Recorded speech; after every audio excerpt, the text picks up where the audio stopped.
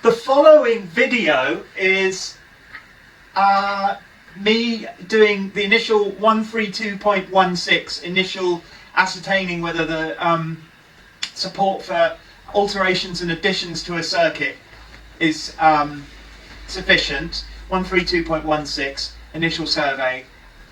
In order for to do the groundwork for a quotation, which to me is a little bit tricky because it's a decorative lighting scheme and I haven't done one of them before really, and it's for a commercial premises.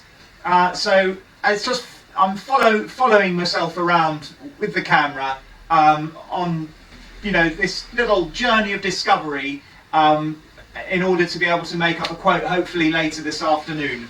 I'm just after all that you see in the video, I'm popping into City Electrical just to get the prices of a few items just in my head, because more so that I can work through in my head a scheme of how I'm going to proceed. And once I work out a scheme of how I'm going to proceed, I can not only price the materials, but I can also price up the amount of labour it's likely to take.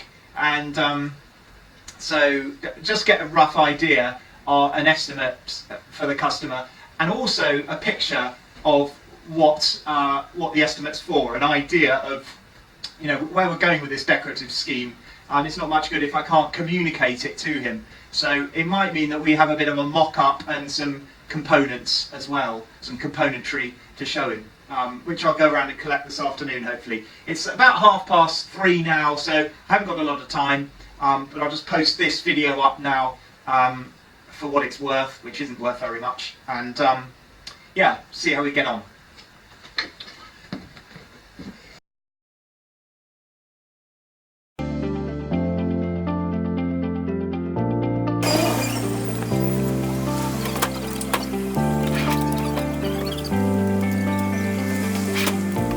Got to do initial inspection for 132.6 for this property for some lighting, which means got to look at the bonding and the RCD provision just to do a quote.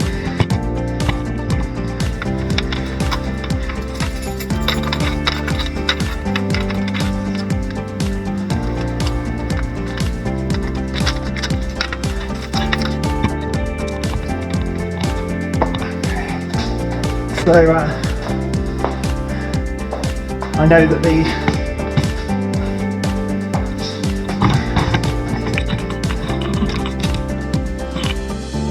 consumer unit is here. Consumer unit is here, and what I'm going to do is just check the bonding system and just see where we are with LCD protection and whether any of that needs to be upgraded for any additions or alterations to circuits. So once again, I've got my 1530 because my two 1730s are off being looked at by Alpha Electronics, and I've got my R2 test lead here. Okay, well there's no main bonding obvious here. If you look at the earth bar there's one main earth conductor looking like 16 mil on the end there, or maybe 10 mil. Nothing else large there at all, just all there. Now I've just remembered that, of course, I have seen this before. The incomer is 16 mil or potentially 10 mil, 16 mil. SWA, got no grommet on here, but it's not too shoddy. No grommets on there either, but he's in a difficult position reboarding here with the access.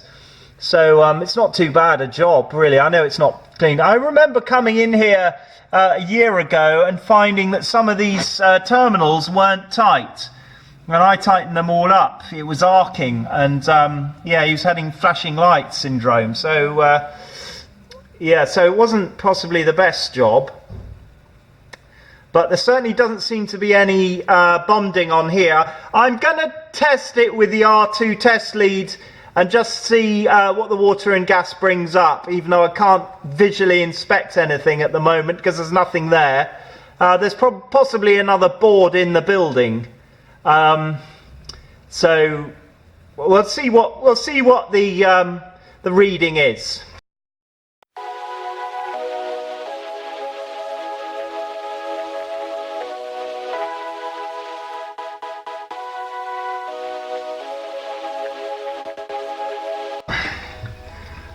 Okay, well, here is the connected tester, and I'm just going to put the main test lead onto the earth bar, and it reads 0.07. Oh, good. So there does seem to be bonding on the gas. And now the water. Hello again, and it's time for the water results. So I've connected it onto the tap pipe because I can't find the inlet valve, and so it'll be a bit more than possibly it would be if I'd got the stopcock. Let's have a look. So going to connect this onto the earth bar, and ooh, 0.03. What a result. Yeah, what a result. Okay. So I'm just going to disconnect all the R2 test lead and put it all away again. Now, the fact that this is fed by steel wire armors and there's no intake position here, so the this board is fed from another board, probably three-phase, and I'm not sure where that is, but we'll find it. And the three-phase board, I've got a feeling, so this has been changed. This is a nice new MK board with RCD protection, but and hopefully the lights, which is where he wants me to do the addition or alteration, the light circuit, is fed from this board. Hopefully, because then it'll be fine. But if it's fed from another board, we need to find that and check the RCD's protecting it there as well.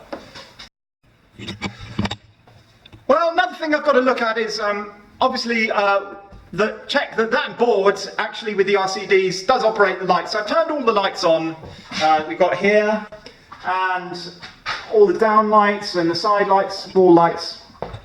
And what I'm going to do is just flick a few of the NCBs off and see if the lights go out, and then we're set for that. Then the next thing I've got to do is just check for the type of ceiling substrate for putting in the new downlights that they want, and just check it's not Watler daub or lath and plaster and whatnot. Bad news is that the turning that whole board off doesn't change these lights. So I've been looking for here's a new gas pipe, or new. Yeah, I'm just looking for the other board, and here it is. Here's the new board, and it's an old board, and that ain't going to have RCD protection on it. I should find a light circuit in here.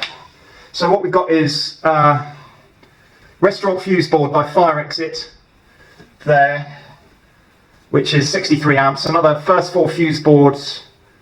So there's another fuse board on the first floor. That might be feeding it, of course. Lights. So we'll try that and see what's happened out here. No, the lights are still on, so we're still looking for another fuse board, aren't we? We're still looking for another... Oh shit, what's happened now? Something's gone off on another fuse board which operates here.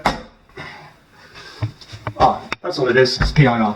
PIR's gone off. Okay, so we're looking for a fuse board upstairs that hopefully is a new fuse board as well. First floor. Don't have some cat pee up here. Right. Okay, so this is where Joe's been hanging out.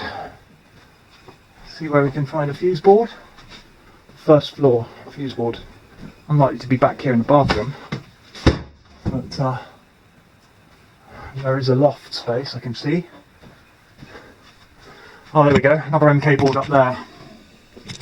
So we go and turn the main switch off there, main isolator off there, and see whether that's that'll be RCD protected, won't it? It's a bar fuse board that's operating 63 amp breaker. So the bar fuse board, where, oh, here we go, up here. So there's another fuse board, and again it's another MK board. MK board with RCD protection, split RCD protection, and a number of light circuits. So that probably does the ones that, yeah. There's the B6. So it's circuit 4, and what he wants are pendants in all the windows. Pendants in all the windows. Pendants here. These pendants are going to be taken out, and downlights put in here, and then pendants up along there with the Edison screw type or bayonet, the LED filament retro looking lamps in them, just bare lamps, and it doesn't matter about the style of the cable. And then he's going to want filament lights in all of them, and we've got lights already up here, so it's a question of feeding in. Now we need to see the type of ceiling that we've got. It's boarded, I'm sure it's boarded, so that's okay. Up here, and these will be taken out. Again, I think it's boarded again. I don't know why. I think that. Just got a feeling it is. Those are a little bit tricky to remove and patch up afterwards. Actually, they do. Okay. Hate using the word trusty. It just seems so naff, but it's my trusty. At the moment, it's my trusty 1530. I just hope it stays trusty, because if the others come back with a no, we can't repair them, then I'm a bit stuck for cash at the moment, and I've got quite a lot of invoicing to do, and I won't be able to immediately run out and buy myself a new MFT.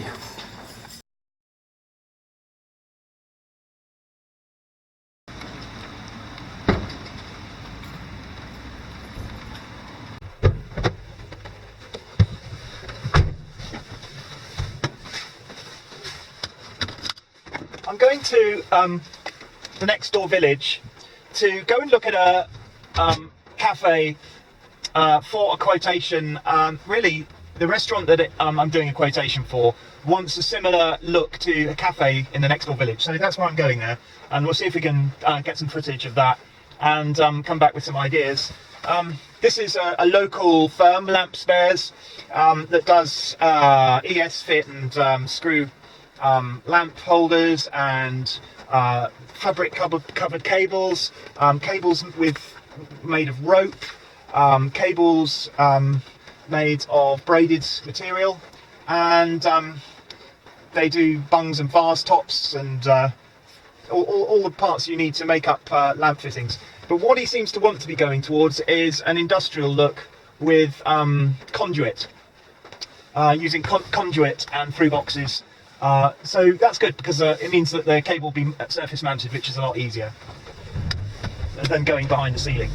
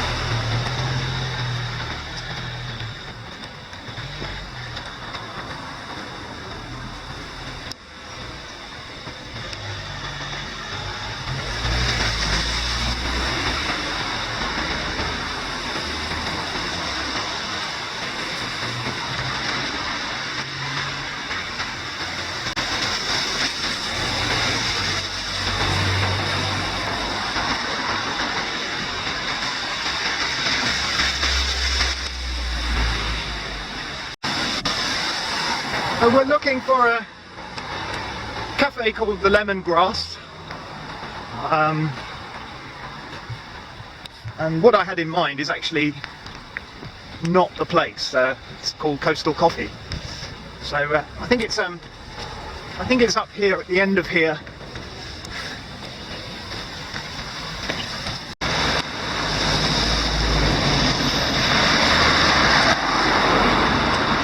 Here it is, the Lemongrass.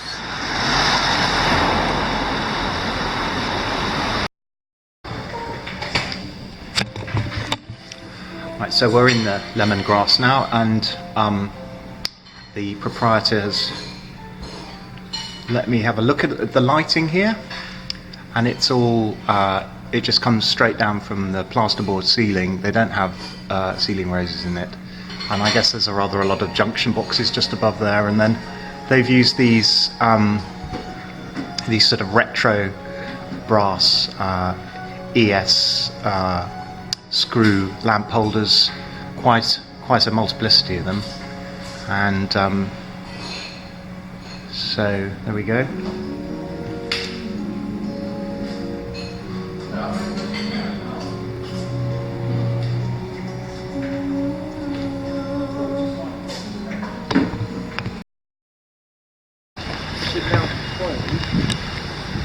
So he likes the idea of steel conduit. I think I'm going to have to put him off that idea a little bit, because that is expensive